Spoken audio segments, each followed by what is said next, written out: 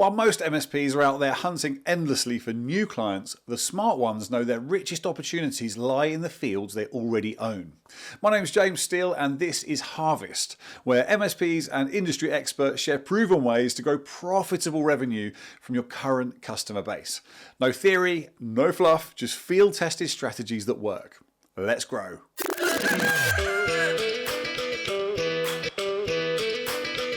Customers leave because their pain isn't being solved in some way, shape, or form. There's a frustration there that you may or may not know about. Invariably, what happens when you bring humans together, they look for commonality. Everybody knows there's a problem. Let's just acknowledge it, take ownership of it, and tell the client, I'm going to fix it. And then actually deliver the fix. To distill it into one word, orchestration. Orchestrating solutions, bringing the right people, the right tools, the right vendor partners and peer partners together. Hello and welcome back to this episode of Harvest.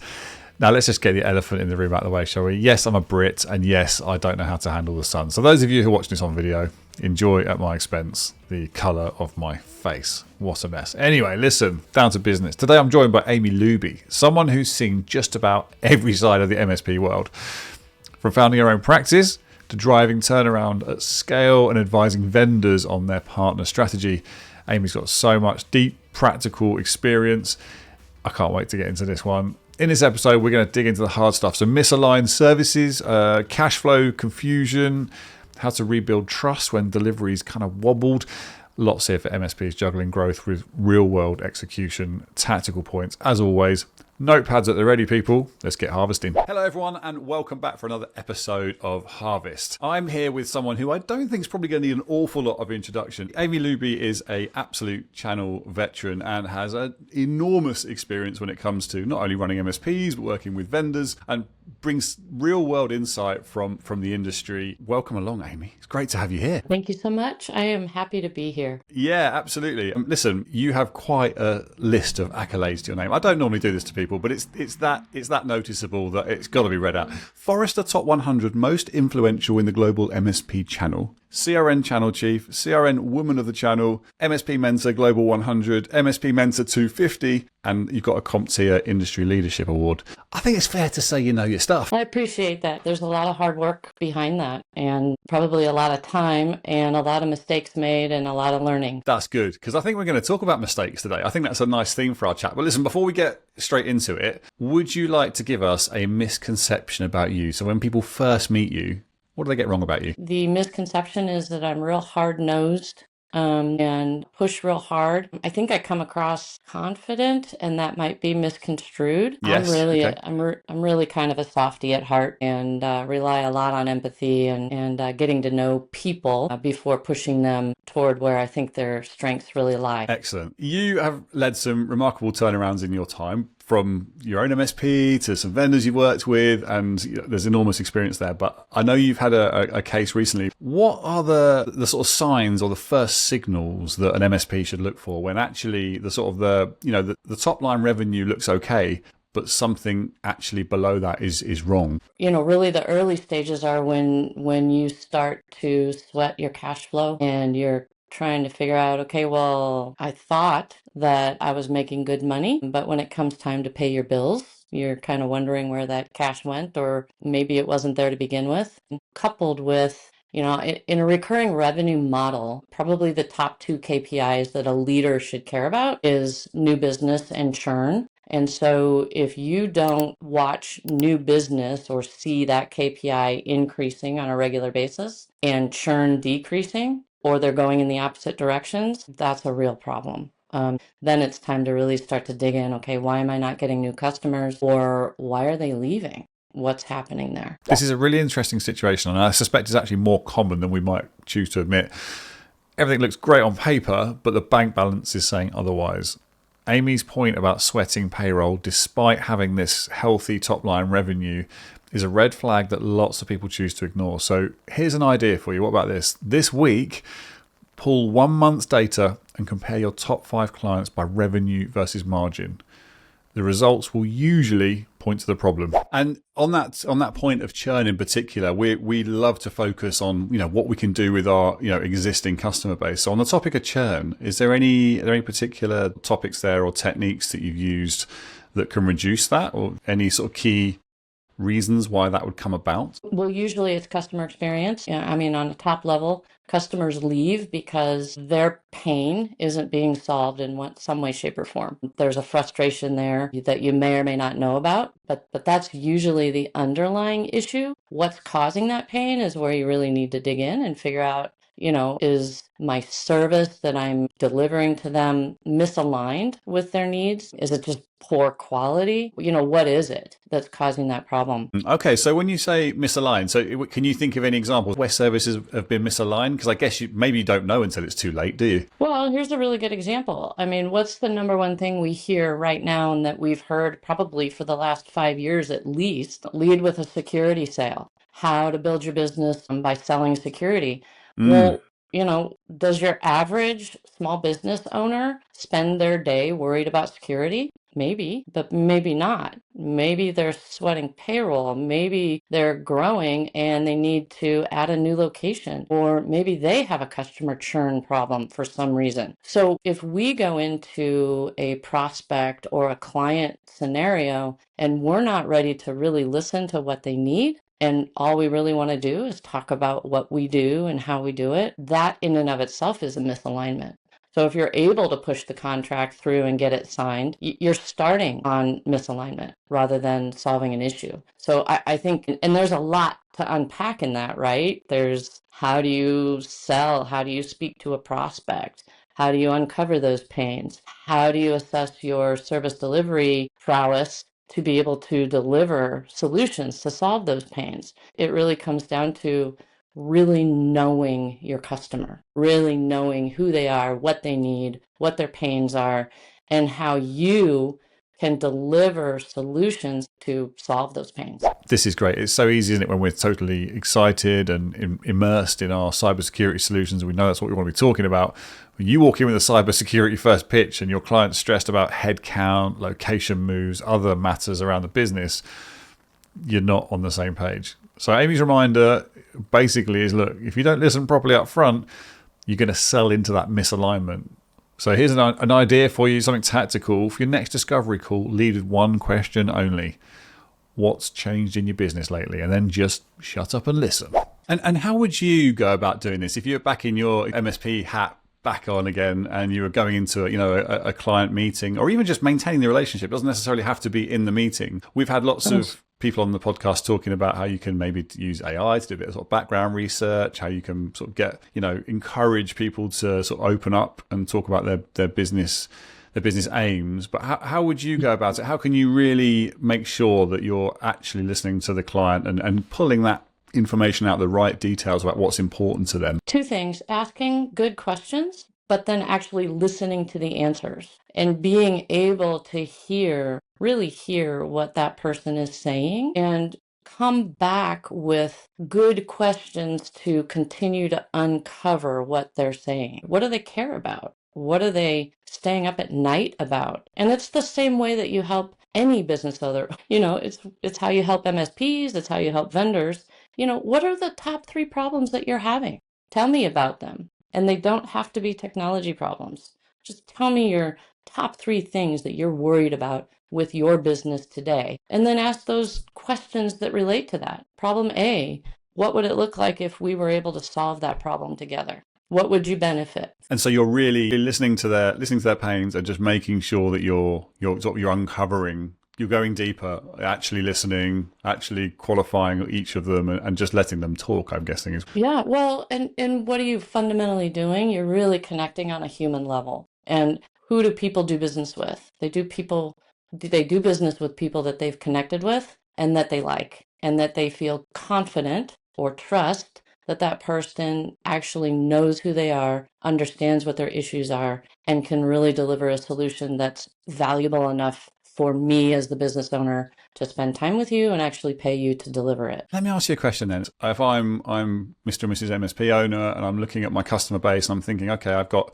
let's say 50 to 100 clients. I'd like to make sure I'm listening to my customers. Is it possible to do this at scale, or do you have to be in there having individual conversations every time? Do you think there's an opportunity there to capture this? Is there anything we can do better to capture it at scale somehow? Well, you absolutely can do it at scale. I mean, there's lots of big, if you will, businesses, however you define that. I think that's a fundamental cultural aspect of your business. You have to make sure that one, curiosity is a fundamental core tenet of what you care about in your organization. Curiosity as an owner. I need to be curious whether or not my organization is delivering what my clients need. I need to be curious about the employees that I hire, what motivates them, why are they here? Are they able to deliver that level of service and experience that I value in my organization? And then that gets sprinkled in, if you will. It extends down to your sales folks. It extends down to maybe an engineer who's on site. Maybe they were sent there to do a project, right? Like of some sort. But that doesn't mean they shouldn't be asking questions, engaging with the customer, and understanding what they really need. So you drive that through a cultural effort that's super intentional. Culture can be such a difficult thing to sort of permeate through the business, can't it? Many MSPs say that they're client focused, but curiosity doesn't always get past the account managers and the execs. Amy's suggestion here to embed curiosity across all the roles is bang on. So my advice to you, ask your delivery leads to each bring one client insight to next week's team meeting. No scripts, just exactly what they're hearing. Now, I know you've done some work with sort of community peer groups and things. I read a piece from you, which is really interesting, about it basically bringing people together and letting them speak. Is there any place for that in the MSP world? Is that something that MSPs can use as a tactic? 100%. I mean, you could call it an MSP peer roundtable. You could call it an executive roundtable. The core concept is to bring people together who are similar, meaning they have maybe similar problems. They're trying to solve similar challenges within their organization. So as an MSP, I could maybe bring together one of my best clients, the owner of that organization, and maybe 6 prospects, and maybe invite them out to a nice dinner. It could be something even a little more creative. I know at one MSP, we took a bunch of clients to a shooting range. Invariably, what happens when you bring humans together, they look for commonality, they look for affinity, and they start to talk about challenges and issues and day-to-day things. And when you put a really good customer in the middle of that conversation, they will by default start talking about how they solved problems with you. Just bring people together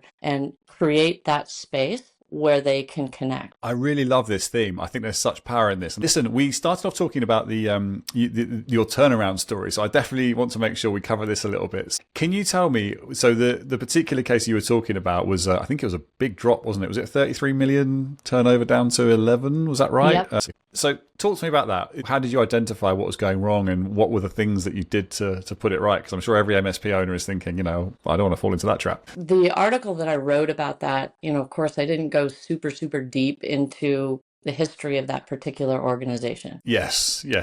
This was a primarily what we might have called a VAR at one point, who wanted to add services, wanted to convert primarily into that recurring revenue model, had spent a number of years attempting to do that. But fundamentally at their core, their people, their processes were all oriented around fulfillment and selling a lot of gear. And that was a difficult transition. How do you build new service offerings without cannibalizing your existing business? Because if you think about moving from product-based sales to value-based or service-based and recurring revenue, it's a different sales motion. It's a different marketing, positioning, and messaging motion. It's a different way of delivering service. So your people and your service team and your operations have to shift a little bit, and being able to go in and discern, okay, where do you start? Because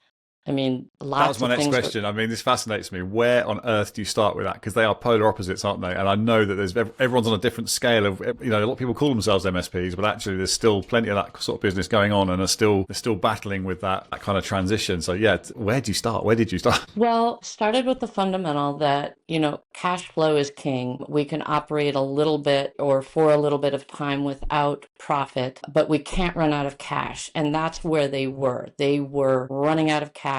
Clients were canceling, and it was a problem. Is that because they're moving to smaller monthly payments versus being used to the sort of the capex bit lump sums? That, but it was also kind of a false security in volume. If you're pushing out 1,000 devices a month, that sounds amazing, Oh, looks good. Yeah, got the right? numbers, just not the right ones. Exactly. But, look at the margins on product, right? So, we're selling servers, storage, laptops, workstations. That was the bulk of the business for this particular MSP. Okay. How do we keep doing that? Which is heavy resource intensive. Like human beings need to stage all those devices. I need to have space in my shop for that, getting them delivered, getting them installed. When I'm trying to build an MSP service desk, which is all about proactivity, it's all about standards, it's all about having pricing, packaging, and delivering figured out. So it's almost like trying to serve two masters, really.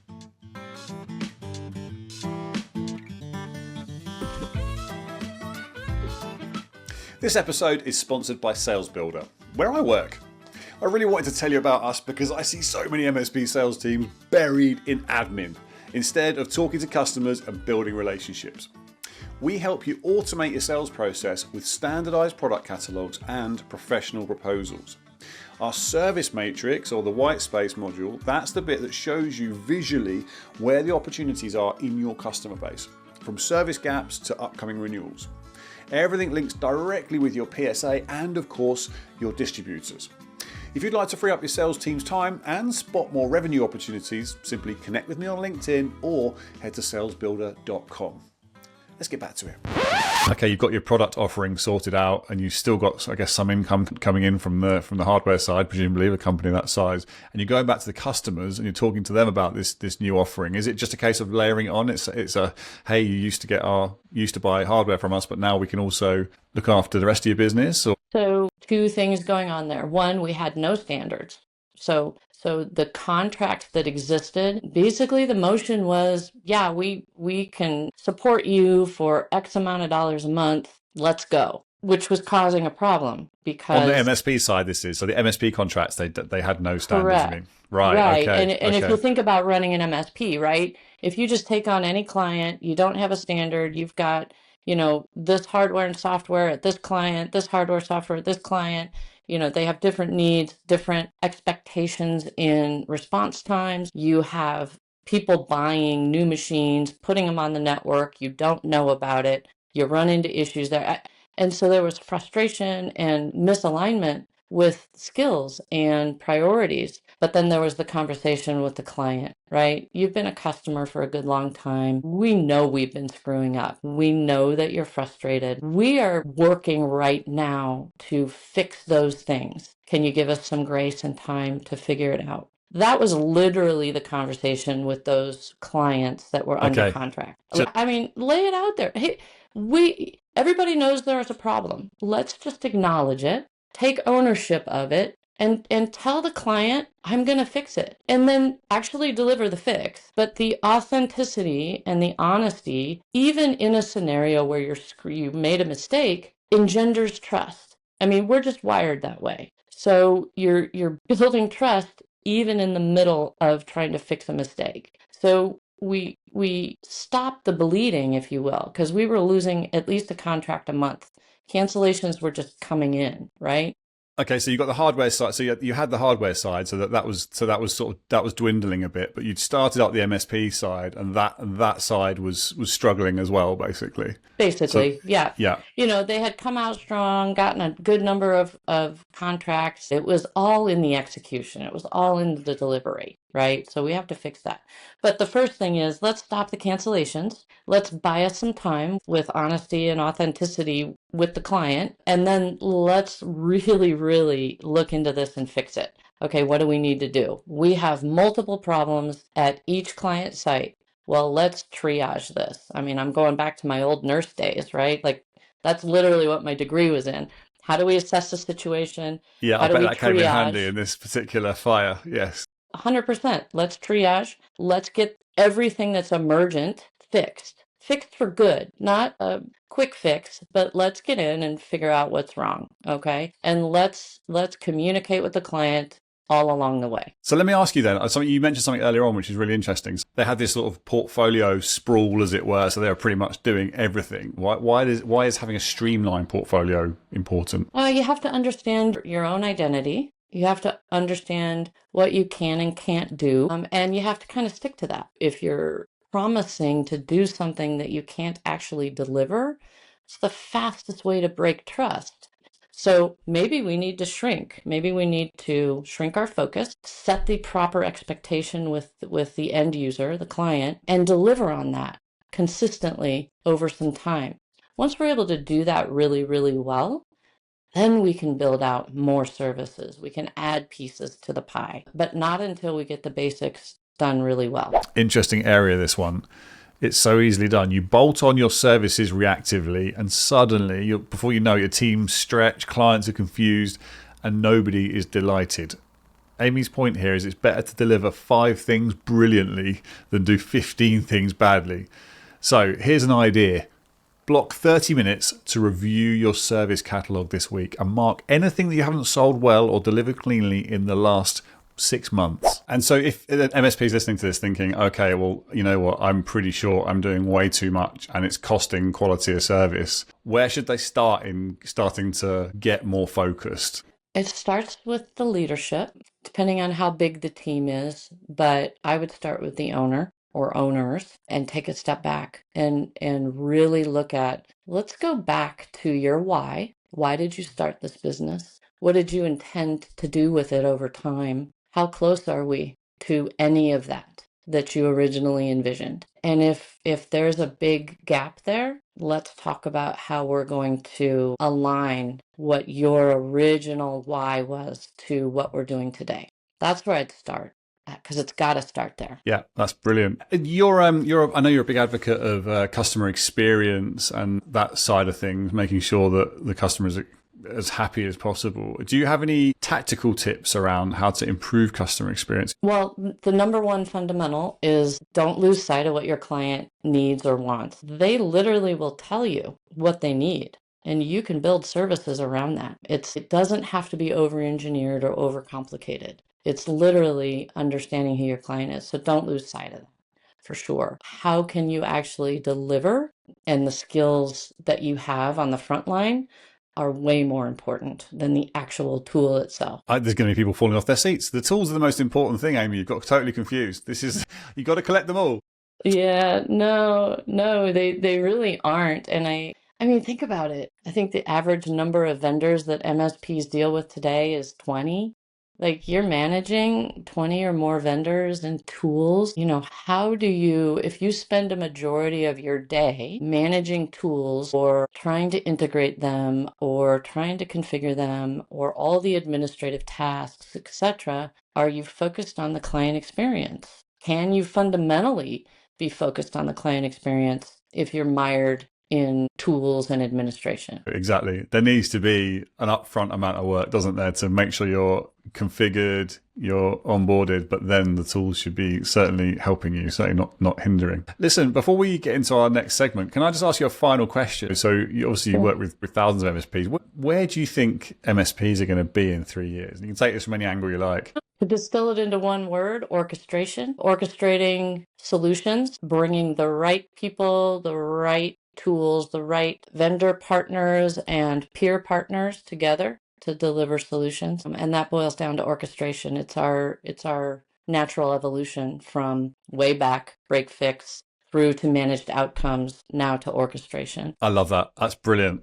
Simple but powerful message there. Okay, so we have a standard segment in our little show here, and it's called Industry Manure. So a lot of advice gets bandied around in the industry. We're in a bit of a bubble, a bit of an echo chamber. Any of it not resonate with you? Anything grind your gears?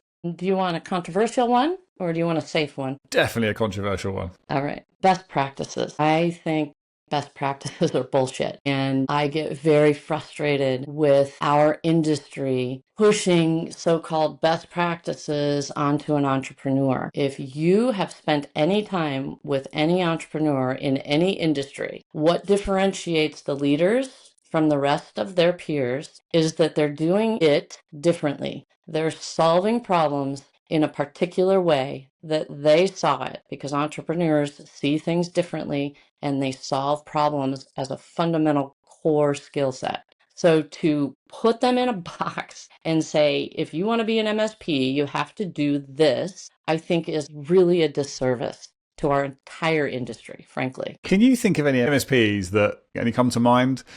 That you could describe to me something that makes them different? I'm putting you on the spot here now, I know, but I just wondered if you could give us an example of where one might stand out over another, because you're right, a lot of them do start to look the same. I think it's in the little things when you get to know them under the hood, what they're doing inside their organization. They're fundamentally curious. They ask questions to everybody, whether it's a prospect, a vendor, their own staff, whomever they are. They're looking for constraints, problems, issues to solve, and they relentlessly pursue solving those problems. I think the superpower of an entrepreneur is to see things differently, to be relentlessly curious, and to solve those problems. That's why you go into business in the first place, really. And if you do that, they all end up looking differently. That's definitely not a best practice for sure. That's something that only you can do. We've got another segment for you, which we call Pass the Pitchfork. So I've got a question for you from our last guest. Now, this was from John Humphrey from CoPoint, hugely experienced, ran an MSP, quite a large one, and he was really interested in all things kind of AI infrastructure. So his question was, do you think all these huge investments in AI and data center infrastructure in particular, chips, NVIDIA, all that stuff, will it have any real impact for MSPs and their customers? Is it something that they need to be keeping tabs on? Yes, it will have great impact. One, though, I want to remind everybody, AI is not brand new. I mean, AI has been around for 50 years. So we're just discovering it, if you will. Yeah. Your average person has access now to AI tools where we didn't maybe, even a couple years ago. So that is a massive shift, probably bigger than the internet was when the internet became available to the average person. AI is capable of traversing, if you will, different databases and pulling information from each one to consolidate that information for the users, a group of users, whatever they are. So fundamentally impact how we deliver services, like tell me, oh, you've got this problem over here with this customer, here's how you solve it. Well, the next step is it's actually going to solve it. I look at healthcare right now and I see what we're doing with healthcare, and we're taking tons of knowledge that's been siloed in electronic medical records, databases. And we have platforms now that can take that information from the doctor's notes, the nurse's notes, the scans, and the diagnostic tools, and can pinpoint problems well before humans can. And a lot of that relies on the data, doesn't it? Which definitely, if the bigger your data lake, the more infrastructure you're going to need. I think that you're probably absolutely bang on there that's going to be a big implication of the infrastructure development, is that it's going to enable this. 100%. All the majors, Microsoft and Google, everybody's investing in that infrastructure, and that's not my area of expertise, but that's enormously. There's enormous investment there, right? So yeah. It's happening. That's right. Amy, can I ask you for a question for our next guest? So we like to pass the pitchfork on, and it's going to be, I think, a sales leader, I believe, is next up. So if you want to, it could be an expert, could be an MSP sales leader. So something in the sales realm. If you have one, then What would you like to know? What would you like to put them on the spot with? I would love to know if, and if so, how are they leveraging the AI sales tools today? Because there's some really cool technology that is helping salespeople in their day-to-day conversations, in targeting good prospects and in closing deals. So I would love to know, what practical tools are they actually using, and are they really woven into the sales process today, or are they more kind of peripheral, we're trying this out, seeing if it works type? Love that. Great question. Amy, all that's left, thank you so much for your time. Do you want to do a quick yell from the barn? Give us a shout out. What would you like to promote?